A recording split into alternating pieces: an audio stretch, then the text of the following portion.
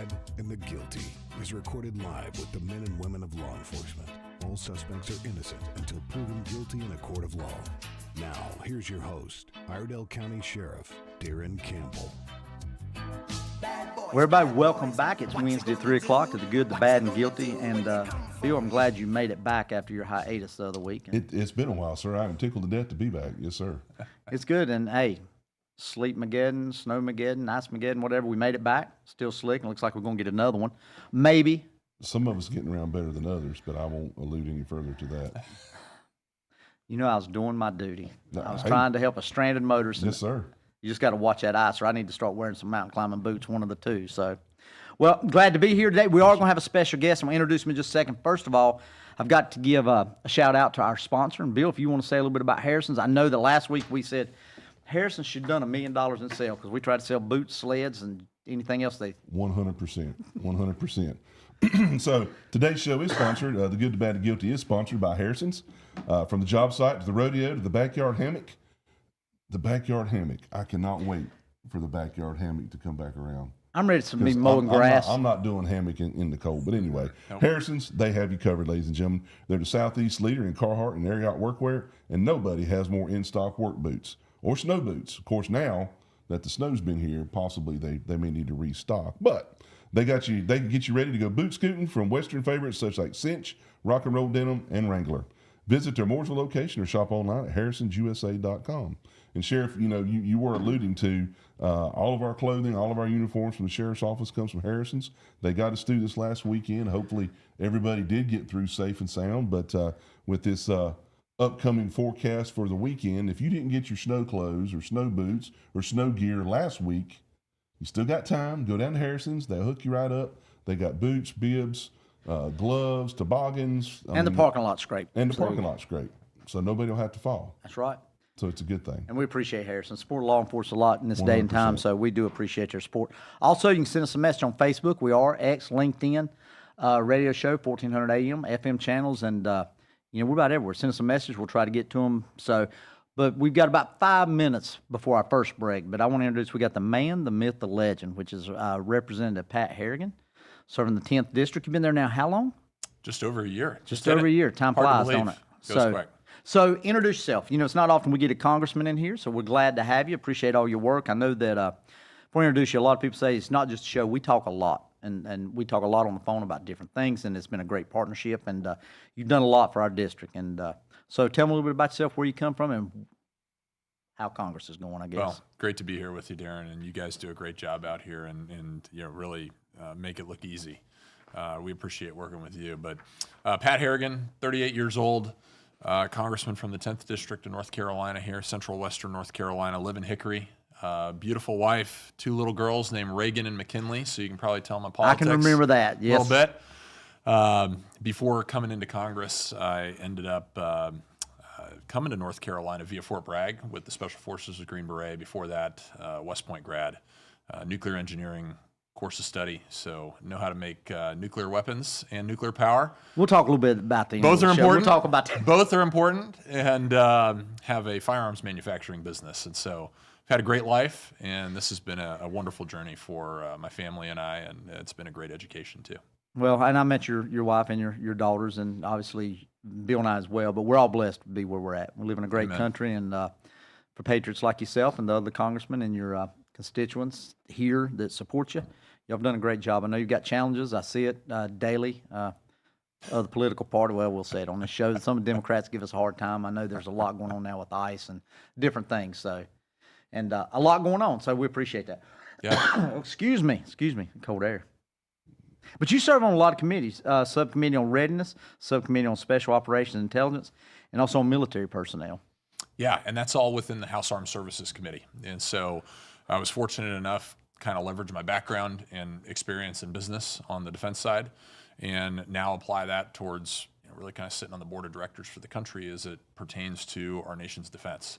And I also have the privilege of sitting on the Science, Space, and Technology Committee, which really focuses on the future of what our market economy is going to look like. But the really cool thing between the two of them is that the future of the market economy and the future of our nation's defense, they're pretty much the same thing. And so there's a lot of synergy between those two committees. that has kind of given me a great insight into both the national security focus of the future of the country and also where are we going in our economy? Because the stronger we are economically, the better we are at deterring conflict, staying out of conflict, right? Wealth is a big consideration when it comes to a country's ability to project force. Our adversaries know that. The wealthier we are, the safer we are. And that's a great thing, and I hate the terminology, but when America's strong, the rest of the world is safer. I firmly believe that. And if you was talking about the economy, I was listening to Powell on the way over here. Obviously the Fed decided not to reduce rates today, but I was listening about how inflation's low, jobs market's good. You hear a lot of the talk that's not accurate. But when you truly get down to the nuts and bolts of the way America's going, and I'm sure, I know y'all see it, is we're heading in a good place. Really economically, the job market, AI is going to do a lot of great things. Yeah. And if I was a college student, I'd definitely be watching what the job market in the future will be. But we're moving great. Wage growth's good. I mean, for most people. Yeah. I mean, GDP growth was 4.7% last quarter, annualized. I mean, this is exactly why I voted the way I voted. That's why I wanted President Trump in office. If you look at really what spurred me to run for Congress in the first place was the fall of Afghanistan. But more so than that, it was just the fact that the other party was pursuing really poor policy that was built on really poor principle that was achieving really poor outcomes for the American people. And at some point that impacts my kids in the future.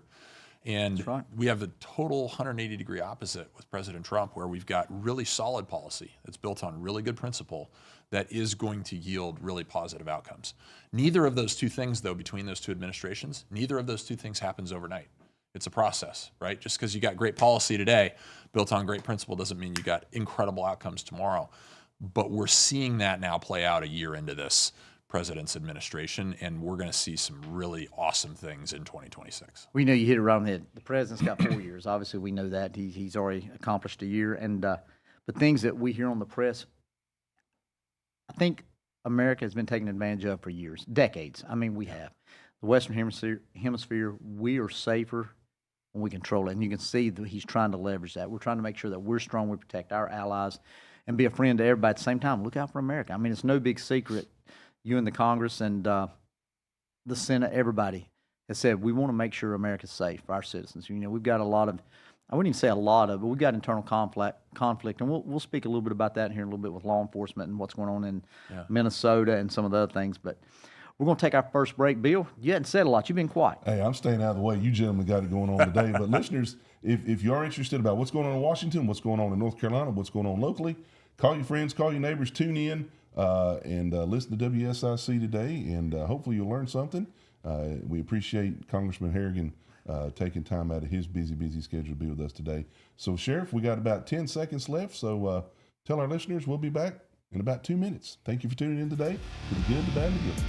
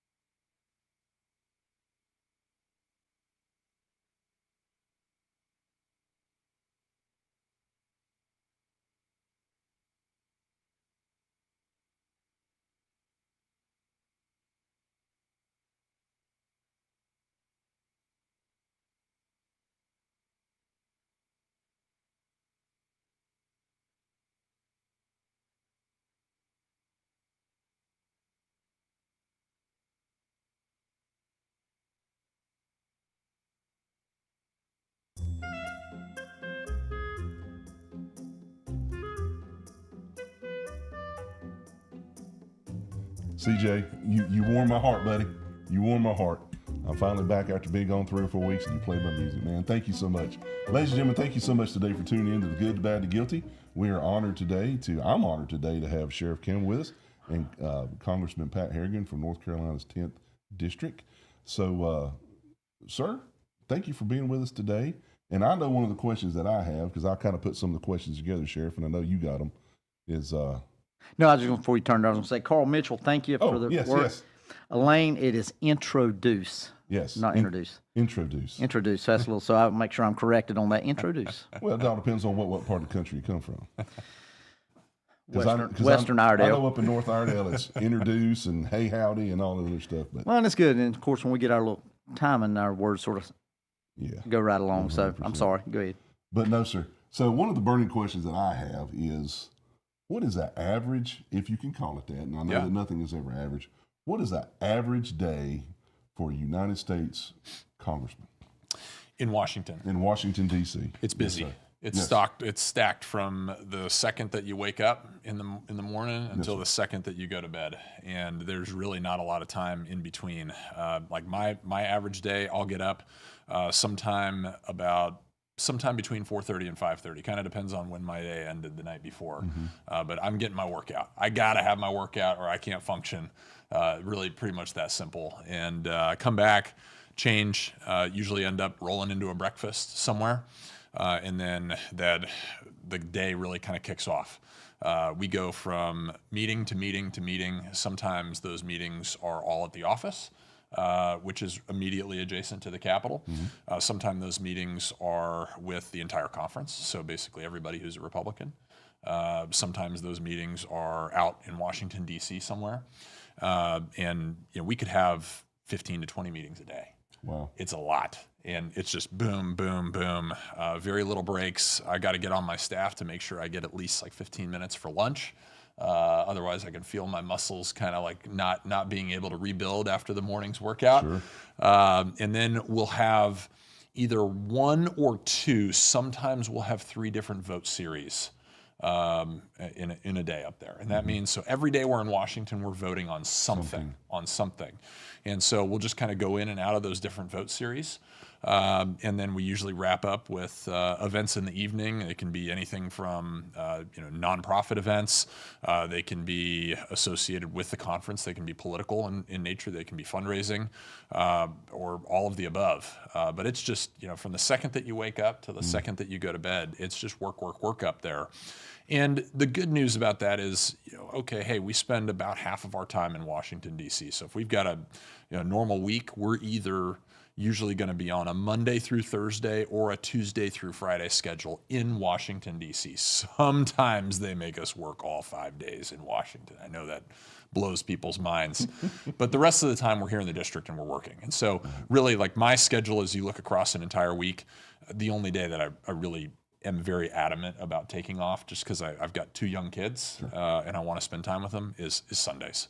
And that's really the only day I don't schedule anything. Other than that, we're working Monday through Saturday, whether it's up in Washington, D.C., whether it's down here in the district. And it's a packed schedule, but I love it because you get to learn so much. Yes. You get to interact with so many people. You get to see the big picture from 300,000 foot perspective that so few people get to have. I think that's an incredible privilege. And you get to see how all the different pieces of the puzzle that make the United States the great, incredible nation that it is, you get to see how all those different pieces stitch together. It's really fascinating. I know last year when Sheriff Campbell and I were up for a conference with the National Sheriffs, sitting on the board of directors and the executive committee. I know we had an opportunity to eat dinner, and we didn't know you were going to get to meet with us because you were meeting with the ambassador to Albania, I believe it was, or something, Yeah. So I was like, that's a heck of a good excuse. Yeah, just some of the people that I'm sure that you get to meet, the things you get to learn, like you say, it's got to be one of the most fascinating, interesting jobs and or positions that I think one person could have. So I applaud you for it, because I think it's just really neat to, one, on all your subcommittees, and then to not only learn about the things that you oversee basically, but some of the other things that you have to. So I'm sure you have to rely, kind of like Sheriff Campbell does, relying on us as staff. You have to rely on your staff and other congressmen to give you the proper information to make your decisions? If I didn't have the quality of staff that I have, I wouldn't have been able to do half of what we got done last year. And that goes for our staff up in Washington, D.C., and that goes for our staff down here in the district. And really, the staff up in Washington, D.C., what they are responsible for is making sure that we're moving the legislative agenda forward that's representative of our constituency back here in the district. What do they want to have happen in Washington, D.C. from a policy perspective? And we work as hard as we possibly can in that direction with that team. Down here in the district, that's how folks from the district, our constituents, interface with their government, particularly when they have problems. And whether that's a problem with the IRS, whether that's a problem with the VA, whether that's a problem with Passport, Department of State, you name a problem with a federal government agency, and there's a lot of problems, right? I think everybody understands it. Our job is to break down those barriers and knock down those walls and get people the access that they need, try to get people the results that they need. And if we can't get them the exact result because they don't qualify or for whatever reason, we get them an honest answer as quickly as we possibly can. And that's the commitment that we have out of our district office, and they just do a killer job. And y'all have been great. I mean, it is. Even when we have problems here, and I'll refer it to one of your people up there, and they'll take care of it. You know, one thing you're talking about, being Congress, it's not just your constituents here, but y'all are constantly, like when we go to D.C., they'll have Hill Day. We may or may not go, but it's sort of like former House Rep Ted Budd, now Senator. I talk to y'all so much. I don't want to interfere with your schedule, so we'll come by and see you speak. But if we ever have an issue, you're just a phone call away, which means a lot. And that's pretty much to any constituent here in Iredell. You know, I know they say, hey, I've reached out, I spoke to Pat. And whenever they refer to you by Pat, it means a lot. It means that you're doing your job. And, I couldn't imagine multiply just North Carolina constituents coming. There'll be several sheriffs coming up just from here, but 50 states, real 48 for sheriffs. But across the country coming, needing vote, needing support on this, understand how it affects us, but maybe not affects your district. All the time advocating for votes, and it's in the fundraising, and it's and then running for election. I at least get every 4 years. Y'all have every 2 years. It's a hectic schedule. I mean, we just seems like we just got our feet wet up there, and the planning cycle started for the next election, right? And that's a tough thing. And you said you got people coming from all over across the country with different interests. And while that helps inform you of the issues, right, particularly in helping you synthesize how does this impact the people of my district, even if they're not particularly paying attention to this issue, the thing that we use to keep the entire staff on the same page and representing our district is actually something that the Iredell County Men's Club gave to us, which is a sign that goes above our door. And before anybody walks in or out of the office or walks out of the office, the last thing they see is this sign, and it says, nobody in Washington, D.C. voted for you. It's a great reminder of who we serve up there.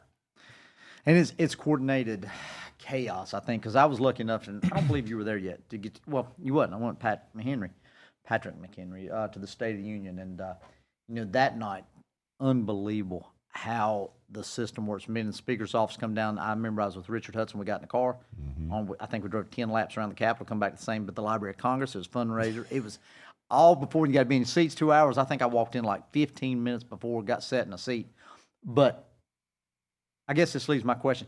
How good, seeing all that chaos and how it works, how is it behind the scenes working with other congressmen, especially across the aisle? Yeah. Is it tough? Is it tougher now? Because to see a lot of stuff, they say, I don't see how you can work with a lot of them anyway, but you've got to work across the aisle sometimes.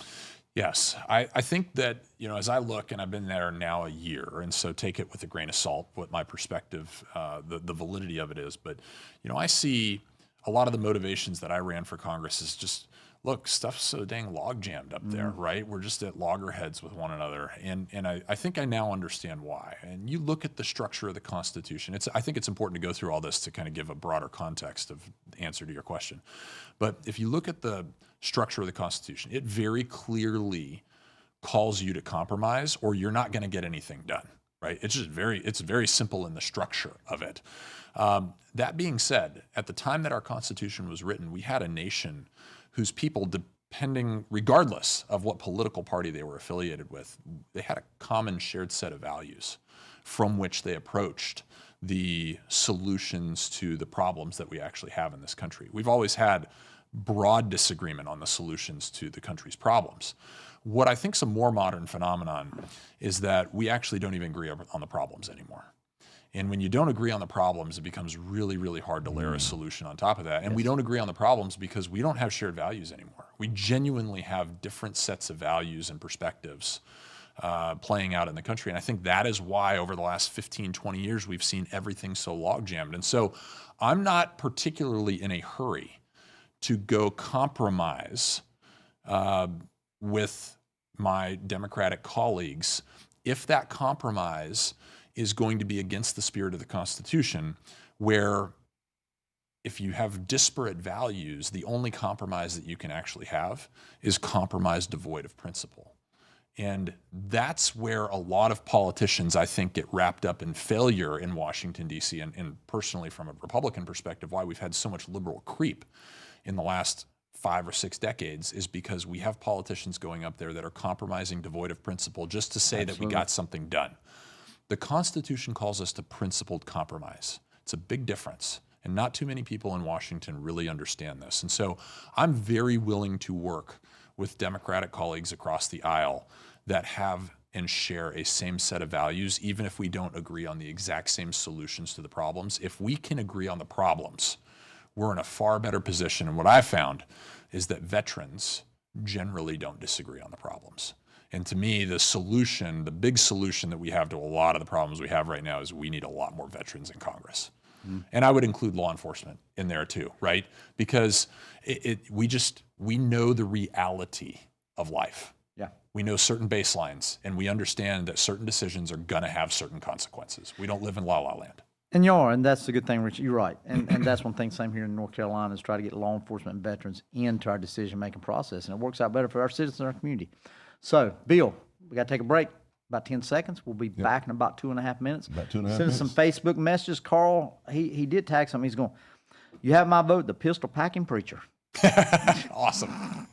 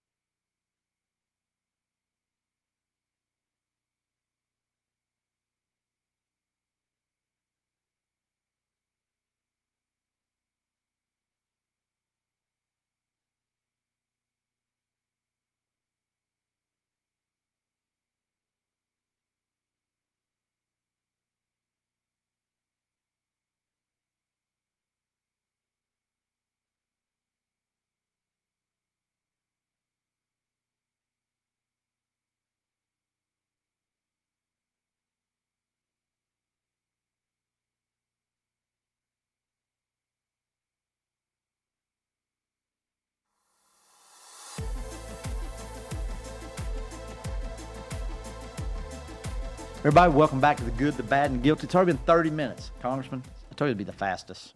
Goes quick. It goes quick. So maybe not for him because he's used to living bang, bang, bang, bang, bang. Okay, I got how many? I want to know. Okay, you usually fly up DC, right? Because obviously it drive me tough. Yeah. How many times have you got stuck missing the plane? That would be unbelievably just frustrating to me. I fly my own plane up there.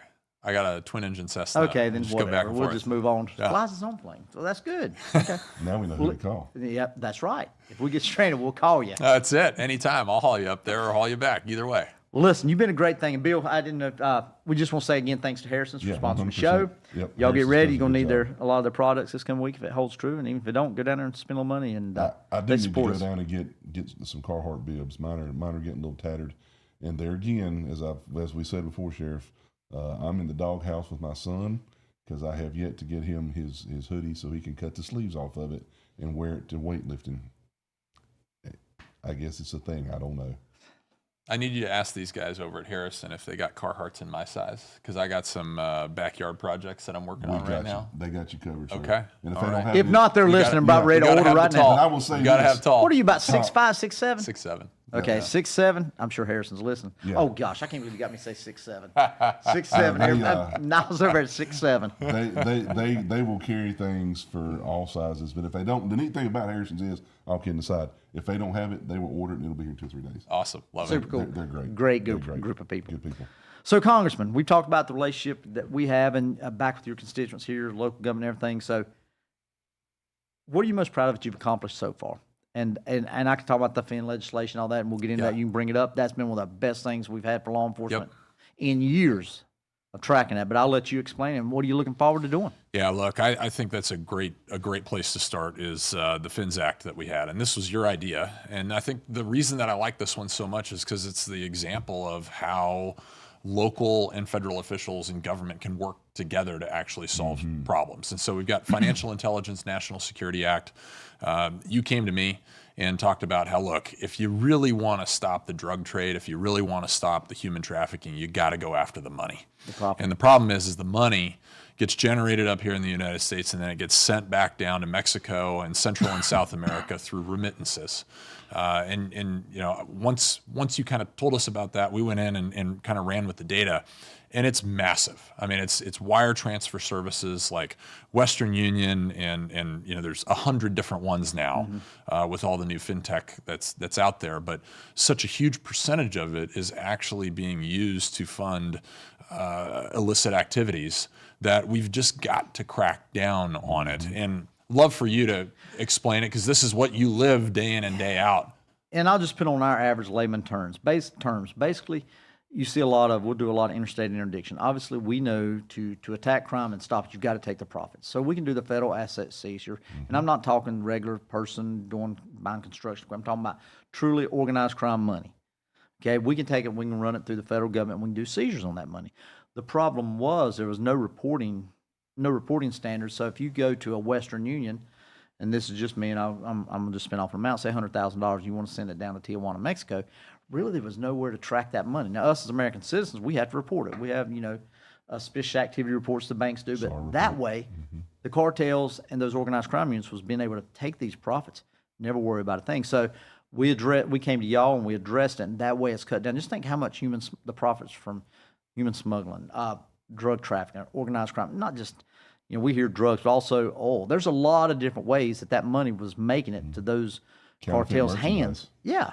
And there was no way to track it. We couldn't do it till we got this passed. So it came to you, and I'm sure it's put a damper along with blowing up the drug smuggling boats, but it's really made a I'm not going to miss that. But hey, and we'll get into that. And Bill will tell you, we will talk about that a little bit. But attacking the profits of cartels really have huge benefits. Absolutely. And that was one of the best things. And it eliminates the gap by amending Section 5312 on the federal enforcement side. And it was just such a big, especially as your first year there, to get something like that through and done is unbelievably successful. And I hear it from other sheriffs, I hear it from other police chiefs, how that has worked to help at least track those transfers. And it's not easy. Just don't make $100,000 for your money and your dope and your organized crime and send it back to your boss man. And to give everybody an idea of the size and scale of this, right? So as we looked into this after Darren provided us the information, we were able to ascertain that more money is being pushed through these services back down into Central and South America than the entirety of Walmart's global revenue on an annual basis. Now just repeat that for our listeners, sir, because that is a staggering amount of money. The amount of money being pushed from the United States to Central and South America through these wire transfer services exceeds the annual global revenue of Walmart. And up to 26% of that is illicit. How much? Whenever you brought this up, when we was talking about this, because this was early. I mean, you was straight off your own plane. I mean, this got started. It's a good way, but this started something that we thought never been able to get no traction. But when you brought it up to your other congressman, and you want to get the sponsors and get everything ready to go, but what did they think when you explained what it was? I'm sure it had to be something along the lines. You mean that's happening? Yeah. No, it's exactly right. It's like astonishment. Oh my gosh, how is this just happening in plain sight? We're not doing anything about it. And it comes back to kind of what you said earlier at the beginning, right? Where we've got countries that have just been taking advantage of the United States left, right, and sideways. Like we have all of these freedoms. We have all of these incredible benefits of living in our society that we have to understand that people that do not like us are exploiting. Absolutely. And they're jealous of. Oh, 100%. I mean, it's, we're obviously in a blessed. You can go on and on with what America stands for and what we do. And, do I agree with the way the president delivers a message every time? Probably not. But it's a lot better place. I mean, listen, all you got to do is today when you get home, listen to Fox Business, listen to the Jerome Powell talk about the economy and where we're at and what the future holds, at least for America, GDP and everything going forward. That explains a lot of it. Well, I mean, and there again, in my off duty, I try to learn. And I watched a special, it might have been a year or two ago, where these cartels, one of the reporters from one of the news outlets was actually given access to one of the cartels down in Mexico, and the amount of arms and the weapons, and you've been a special forces person, the devastation these weapons can bring. These people have more weapons than the Mexican military. Yeah. So not only are they fighting the military because they don't want the government to be profitable, but they're having to fight other cartel members and to keep it on a my able to understand level. If you have a widget that can kill more people than I have, I got to go buy a widget. Yep. So that arms race escalates, and all of that is off of the tragedy and the bad things that the Americans are suffering here, and all the money's going back there. Yes. So thank you so much. Thank you, Sheriff, for bringing it. Thank you, Congressman, for putting a clamp down on this and trying to get some of this stopped to help our citizens both from, and like you say, Sheriff, if you're blowing up the boats and you guys are making sure that the border is secure, okay, less dope comes in, less money goes back. The money that is going back is being stopped. Yep. You squeeze it on both sides and stop the problem. And I'll tell you, Congressman, we see it. And I hear the people say, well, those are just fishermen that got blew up. Sardines hadn't went up. But I will tell you what has went up. A year ago, basically, and Bill, you'll know, you work in narcotics, we could buy an ounce of methamphetamine, somewhere around $200-$300, pretty cheap for what we've seen. Now you're looking in excess of $900 an ounce. We're starting to see more fentanyl because those that were wholesaling, the big guys was holding it, and now they want to sell at historic prices. Because in the drug thing, still got the demand, just have less supply, which drives prices up. And we're seeing it. We can see the price of drugs going. It's a bad way to measure it, but it's the truth. And Congressman, I'll let you answer. But one thing I want our listeners to understand, from a local level and from a state and international level, the people that are manufacturing these drugs, the Chinese government and the drug cartels, they don't like America. They don't like our country. That's the people we have to fight, whether it be with our military, whether it be with our law enforcement, whether it be with going around our assets, other types of legislations and tariffs and things that you gentlemen and ladies can bring to bear, your colleagues can bring to bear on our enemies. There are people in this world that don't like us, and they may not try to fight us militarily one-on-one, but if we don't do something to stop them in these other avenues, they might as well.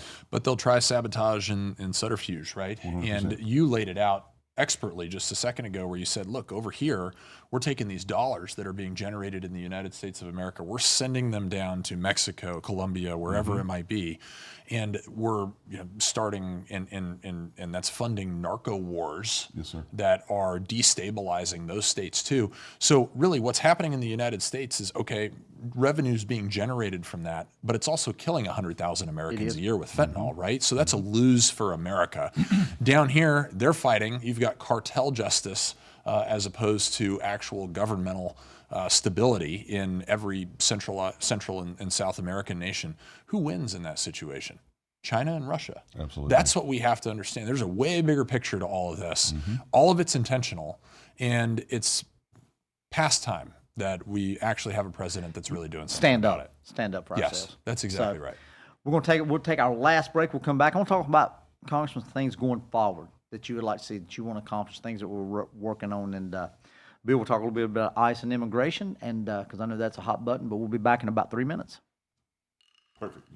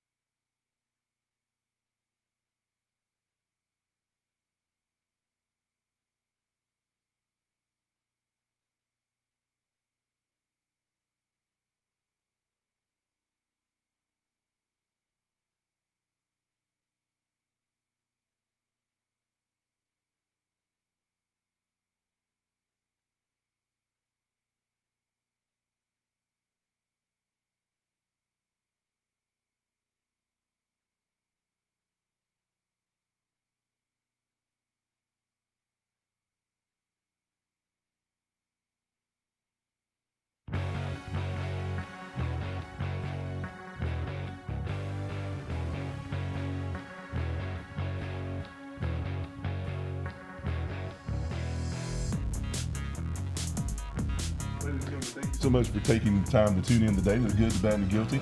We're honored to have North Carolina 10th District U.S. Congressman Pat Harrigan with us today. Congressman, thank you so much for taking your valuable time to be with us today. Sheriff, thank you for taking your time.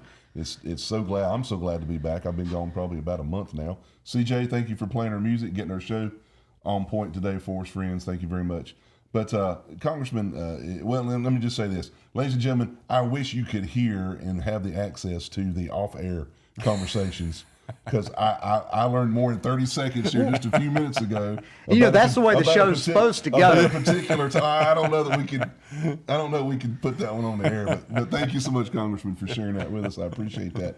But Sheriff, I know that you had some other questions for Congressman Harrigan. Well, I think one of the big things, first of all, before we close, I'll make sure, going forward, what do you want to accomplish? Because I know you got an election coming up, and obviously you have done us a great job here. But the biggest thing you hear are the one things that we see on the news, but I'm sure y'all see a lot more of it back in D.C. with Nome and a lot of those, is what's going on with ICE, Immigration Customs Enforcement, and the immigration. A lot of people's confused. And they were in Charlotte here, and they'll say, "Are they up here?" No, we've not. But we stay, even as local law enforcement, we stay in good contact with Immigration Customs Enforcement. So I don't agree with everything that may or may not from a law enforcement perspective in Minnesota. But what do y'all see congressionally, or I guess that's the best way to put it, or what do you see what we're seeing, wondering what we're seeing? Yeah. Two questions there. First question, what are we trying to accomplish the rest of the year? I have been as leaning forward as far as possible on kind of leading House Armed Services because of my nuclear background with nuclear power expansion in our military. And that's really power production, right? But there's great benefits for our military as well as for the civilian sector with more power. Data centers. 100%, right? We don't want to see prices rise on the energy side for individual household consumers. We have all the technology to prevent that from happening. Let's actually reduce all the red tape so that we can execute that. Secondarily, we've kind of led Congress on drone production in this country, looking at the conflicts that have just metastasized around the globe. We've got small, very inexpensive, yet very capable systems that are now the primary driver of casualty on the battlefield. It's no longer guns or bullets, artillery or explosives. Like, it is drones. And that's what people have to understand. And we're way behind in that spot. We created Sky Foundry, got that across the finish line. And that's going to happen all across this country. That's how we're going to make the first 1 million drones in the small kind of attritable space. I want to bring that to Mooresville someday. And I think we can create a defense corridor here in Iredell County that'll be really, really great for everybody. So I'm sorry, Sheriff, I got to ask this question. Yeah. So when in conflicts such as you have with Russia and the things that are going on over there now, do your committees get after battle intelligence from some of the drone systems and some of the systems that are being utilized on both sides there to kind of do after action reports to help tailor what and where the U.S. military is going and should go with our drone programs, whether through the air or land vehicles, things of that nature? Absolutely. We have access to the entire intelligence apparatus, which the whole point of our intelligence community is to allow decision makers to drive better decisions. Right. We know more, therefore we can make better quality decisions. And so, yes, the answer to your question. Perfect. I think drone technology is kind of fun. I think, and Congressman, you can correct me if I'm wrong, used to local law enforcement look to military breakthroughs, technology. Now you see what's happening with ICE and different companies, more of a rural. So now a lot of military is looking at law enforcement technology. Yeah. We're not so much, obviously we don't create it and build it, we utilize it. But it's funny you bring up drone. We had the missing person, Gideon Ferguson. I can bring in 5 helicopters, but I can do more with thermal imaging with drones to batteries and in a cost-effective manner. And a cost-effective manner, you're right. And we can use them in SWAT call-outs. A lot of people don't think small drones, we can use those through air ducts. There's a lot of different things. And we actually have one of the only in the state that was using the hurricane was an underwater drone. Yeah. Where we can do underwater crime scene. So great technology, you're right. I think it's not the guns and the soldiers, it's the technology. Yes, and we have a bill that's going to come out in this year's NDAA, so coming out in a few months here, where we're going to make sure that the only drones that are able to be sold to you all in law enforcement don't have Chinese components in them. And we've got one that's left. Otherwise, we've replaced ours with the federal bill. You're right. But China, a lot of people say, hey, they would never look. It's not the one here at Iredell County. It's you tag it 60,000 across the state. That is exactly right. Drone technology. It is amazing. And you was talking a little bit about the technology in the military to make sure we're safe. You mentioned power, and you may want to hit or may not, but it's people don't know how behind we are in just our power grids. Yeah.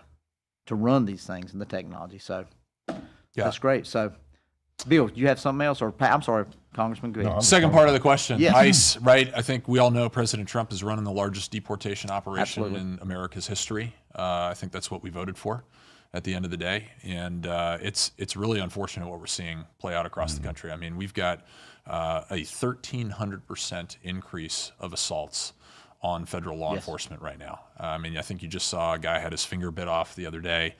You saw an assault on the hotel that was housing these folks from ICE. The it seems like we're sliding back into that post-Floyd disrespect of law enforcement and kind of the anarchical society. I really hope we don't continue in that direction. I'd love to hear your perspectives too, because you guys are the experts in this space. I just find it rather ironic that since the deportations have started, the homicides nationwide have gone down. Now, I'm sure there's not a direct correlation by any means between having illegal aliens and gang members and rapists and child molesters. I don't know how that would ever make our country any safer to get rid of those folks who shouldn't be here to start with. No more connection than destroying drug boats in the Exactly. Gulf of America 100%. And the spike in the price of cocaine, right? And no more connection. Absolutely. And I'll tell you this, we've got good friends in the Hispanic community. We need to bring them on the show one day. They will tell you real quick and in a hurry, 100%. most of the illegals are those, I'm not saying there, but a lot of the criminal illegals that come up here, they victimize those communities because they're familiar with the culture, they're familiar with the families, and they'll tell us, they'll give us information, hey, this person's harassing us, threatening us, extorting us for money. So, and I look at the protests up in Minneapolis and look out across the crowd. They're after the illegals, and there again, criminal records, sex offenders, they made it clear. That's who they're after. Does others get caught up in it? I don't know. Tom Holt, when we was with him, he made it clear. If you stand in our way, you're going to be a byproduct, and that's exactly what's happened. But we have the communities here that reach out to us. They're just like the story was telling you when we come in. They called us and thought ICE was here, and they called us for advice, and that's kind of odd. It's the relationship we have. So if you look out across the crowds up there, they're not the ones that's supposedly being deported or taken away. It's the whole other side that don't understand. The ones that's being victimized want it to happen. Yeah. And that's a misconception from the media. And what I don't understand is, here again, it's the correlation. Ironically enough, the Somalis in that community were taking all the money illegally, getting all the government funding illegally. Well, we're trying to put a stop to that. They're the ones that are fighting. Yeah. And just the record, Tim Waltz said that didn't happen. It's not the mom and dad that are out here working, trying to put their kids to school, trying to pay their bills. You're right. Those are the people not out there protesting. Yeah. It's the paid protesters, more than likely. It's the ones that are organized by left-wing groups. And it's the criminal element that don't want to go because they're, again, look at the funding source that you're losing. I mean, we heard on media reports and read reports, hundreds of thousands of dollars were going out in suitcases through the Minneapolis airport. Oh, yeah, absolutely. And we're so ahead on the VN Act. It wasn't going to First National Bank in Charlotte. No. It was going back across Yeah. to Somalia. A lot of folks over there. Terrorism. I mean, I don't understand why the American people, and it's not all the American people, because I don't want to paint in a broad brush, but certain elements don't understand when you get rid of criminals, the entire community is safer. Yes. I don't understand. And the size and scope of this fraud is expected to be larger than the GDP of all of Somalia, by the way.